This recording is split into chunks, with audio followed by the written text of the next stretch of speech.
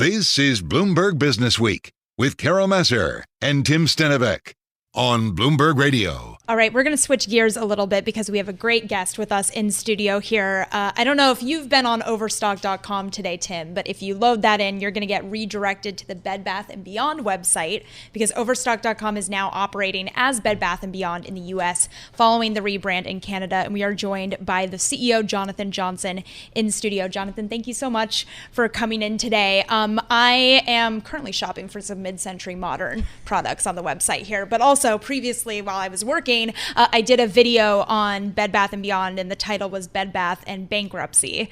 How are you planning to leverage the assets and IP that you spent a little under $22 million on to leverage the brand without that same ending? Yeah, that's a great question. You know, we've long liked and looked at Bed Bath & Beyond as a brand and as a loyal customer base.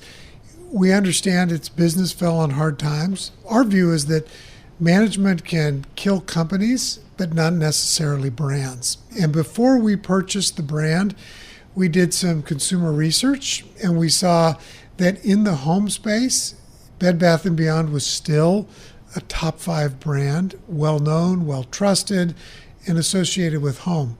Overstock, on the other hand, has a business model that really works, but a brand that was actually creating some headwind.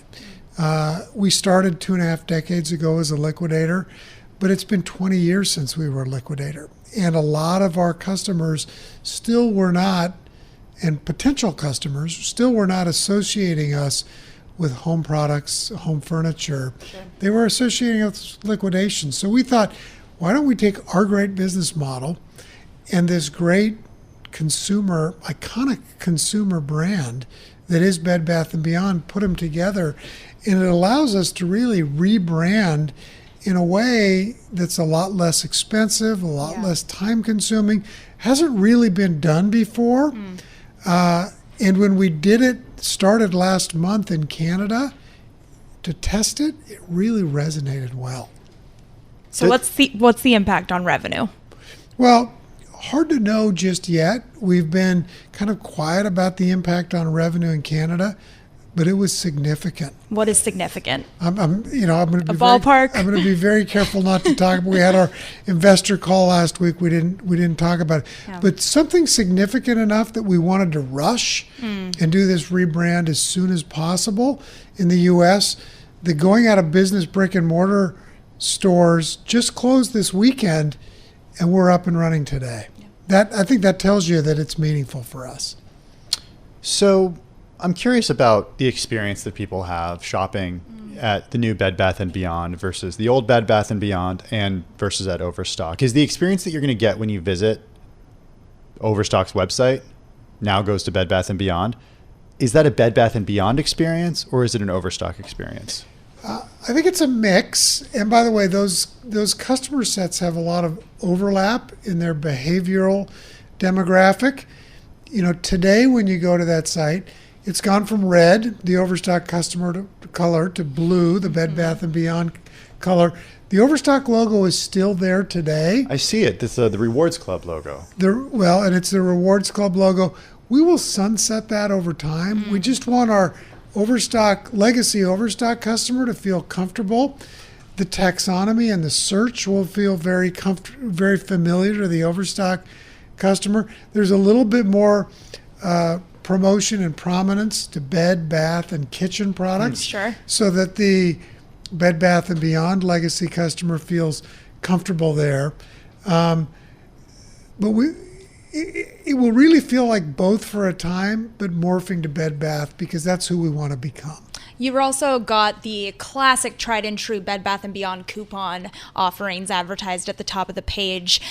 That is part of what people thought was a potential downfall for Bed Bath & Beyond. So how are you thinking about some of the things that made Bed Bath & Beyond so well known, but also were a little bit of a tailwind or headwind rather for them? So we are we've always been a promotional company with site sales, with coupons. As we do this rebrand launch, the coupons are big. They're Bed Bath & Beyond-esque size. Yeah. Over time, they won't be that big always because our prices have been sharper. But for that Bed Bath & Beyond customer who has loved the coupon, what they really will love is the new Bed Bath & Beyond mobile app. If you download that today, there's a nice coupon there. We will continue to push promotions that way. That's been a hugely successful thing for Overstock, and we want it to be that way for the new Bed Bath & Beyond.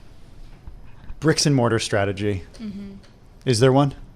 Yeah, there is, and it's not to have it. And so we never say never. Okay. We'll continue to look at it, but we like our asset-light business model. We think part of what brought the prior Bed Bath & Beyond down was lots of leases, lots of inventory, moving away from name brand product to private label. We like our business model, asset light, name brand. So we never say never, but we say never for now, if that oxymoron makes sense. That makes sense. But I do wonder because some of the products are so big. Some of the products people would argue need to be tried. How do you get the consumer past that? So I think Overstock has done really well at that. And so for the typical bed and bath product, linens, small appliances, kitchenware, that seems like it will fit really well. What Overstock has historically been good at is area rugs, sofas, patio furniture. This is the Beyond part of the Bed Bath & Beyond. Yeah, and it is the Beyond. Bed Bath & Beyond were good at the bed and the bath. And I would say Overstock was the Beyond. And I would say it's a much bigger, better Beyond now. The number of product that are available on the new Bed Bath & Beyond site is much bigger, and it's a lot of Beyond. And so we think we've done well at that, even with the headwind of kind of this Overstock brand that didn't fit who we were. We think with Bed Bath & Beyond, that headwind turns into a tailwind. So, as you know, revenue at Overstock and formerly Bed Bath & Beyond had been falling year over year. I know you won't give a specific, but what inning would you say we're in when it comes to reversing that? Well, I think the economy has been particularly tough for our industry. The pandemic was a huge tailwind, and everyone got that pandemic bounce. And then I think while the country may have avoided a recession, I think our industry did not. Furnishing and home furnishings have been in a recession.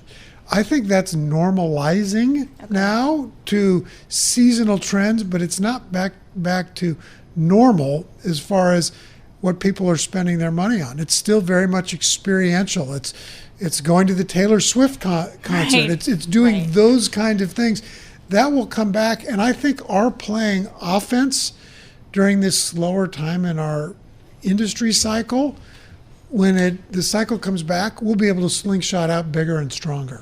How would you feel if you became a meme stock, a la Bed Bath & Beyond? We don't want to be a meme stock. We want to perform based on we want to be rewarded based on performance. So when it's time to change our ticker, I can tell you one ticker we won't use, and that's BBBY, because we don't want to go back to that place. Yeah. How's the consumer right now? The consumer is out there. They're looking for deals. And so, for example, around 4th of July, we had a great 4th of July. We had a great Memorial Day. We expect to have a great Labor Day because it's big promotions that are going on. The consumer has money to spend, but they want to be careful and make sure they're getting a great deal. Do you think there's going to be a recession? Boy, I'm hopeful there's not, particularly since I think this industry has been in its mini recession as it is. Right. By the way, I think some of the things that are fending off a recession, like higher interest rates, are actually pushing us back down. When mortgage rates go up, people aren't moving. It means they're not buying more furniture. It means they're not redecorating at the same level. So what keeps the country out of a recession ultimately is good for us, but short term, it's probably makes it a little tougher. It's really interesting to think about you guys being tied closely with the housing data that we cover as well. Thank you so much, Jonathan. Really, really appreciate your time joining us in studio today. Again, Overstock.com. If you load that up right now, you're going to see Bed Bath & Beyond on your screen. Really interesting talking with the CEO, Jonathan Johnson here. Thank you so much for that.